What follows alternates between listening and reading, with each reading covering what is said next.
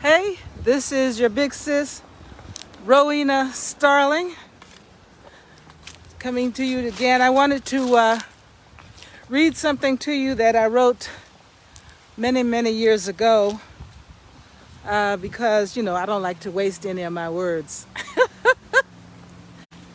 Hey, what can I say? It's just the way it is. But I think it's important because we spend so much time stressed out, and I think it would help to read this and so you can see, and you probably already know, the instances where you have caused yourself harm. It's a subtle thing and it's not subtle. It's a subtle thing and it's not subtle. So let me just read it to you here, and I think you'll understand when I get to the part that's an illustration of how it worked for me or against me. It's called Hard Drive to Easy Destruction. What have you done to yourself? Roll that movie back and take a look. Hard Drive to Easy Destruction sounds like a movie, doesn't it? It is a movie title.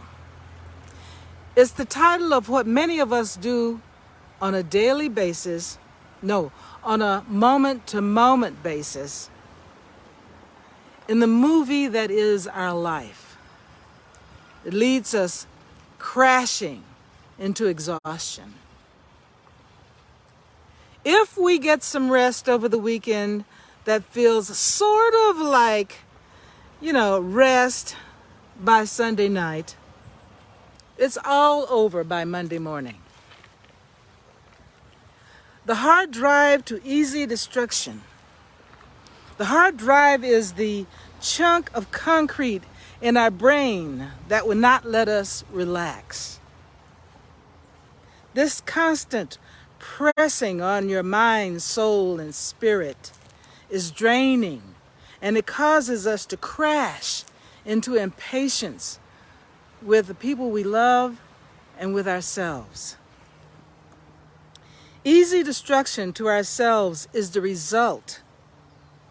Premature aging of the body and nerves, decreased vitality, and delayed or unrealized dreams. We owe it to ourselves to remember that as we once strived to have the entire child nurtured and educated, that we should have included the child within us that did not get the full serving of same. Our creativity was supposed to blossom right alongside that of our little human we were raising. Let's not neglect ourselves now that we know better. I remember when my son was a teenager, he would help me out with chores around the house because I had to be at work. I was getting up very early in the day to get to the office and staying up late doing research, drawing up client proposals, and getting presentations together. This was when I was in my financial services business. I couldn't even keep my eyes open on our Sunday movie theater outings, bobbing in and out of waking and sleeping as I'm sitting there in the movie theater. I remember distinctly what Shrek was one of the movies. I was really looking forward to seeing it, and my son was excited to see it, and my dear friend Stuart took us to see it, and I felt like I was just it was a waste of money, let's say it that way. Well, anyway, I can't remember very much of what happened with that movie. Anyway, one of the things that my son took over for me was some of the housework. And he was waxing he took on the responsibility of waxing the kitchen and family room floors. This is hardwood wax that he was applying to the floors. So, tired, I praised him on how beautiful they were, because I would walk in and, coming up the stairs, the floors, you would get a glimpse of the floors out of the corner of your eye.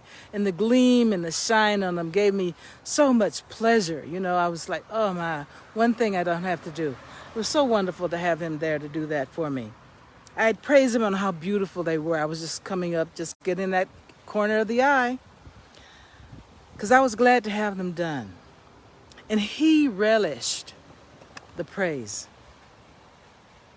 At some point, when I finally got some rest, months later, and many waxes and praises later, I noticed that a significant area of the floor had been done terribly.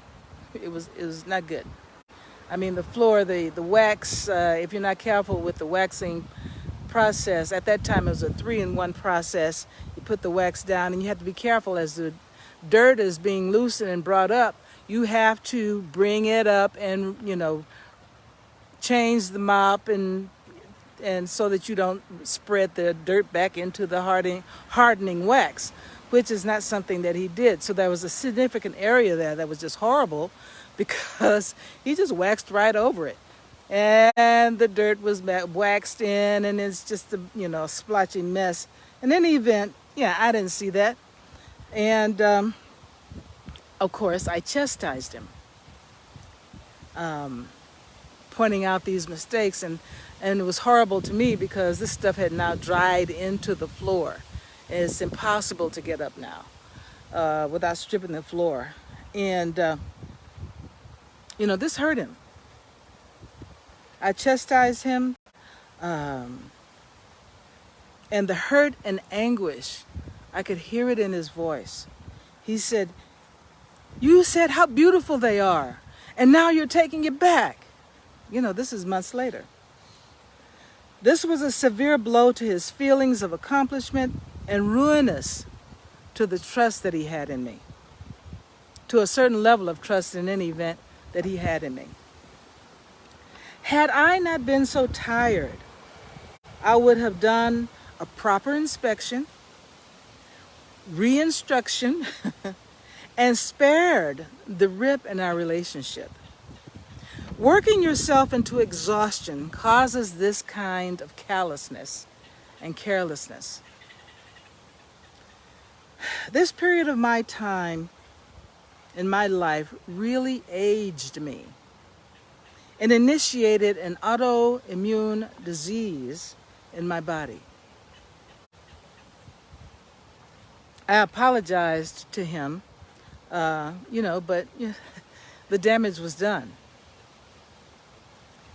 So I say that for us to get a handle on how you're treating yourself. Don't have it driving you. Don't drive yourself to your own destruction. Accepting levels of stress that are unhealthy.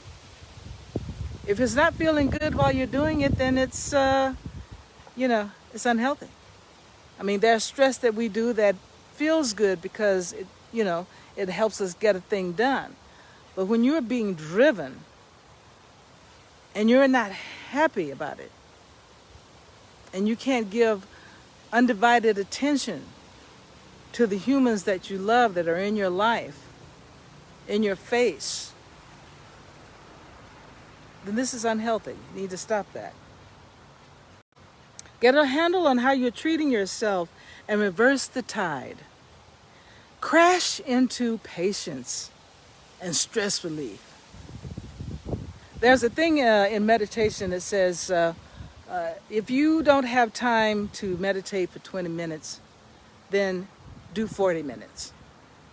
Because the truth of the matter is, whatever it is that you are trying to accomplish has already been accomplished. You just need to relax into it and let it happen. Do the things that give you joy as you're doing them, and allow it to happen. All this stressing and fighting and making stuff happen. You ain't making nothing happen. All you're making happen is chronic disease and early death and premature aging, by the way. That's something I'm big on. Practice letting go.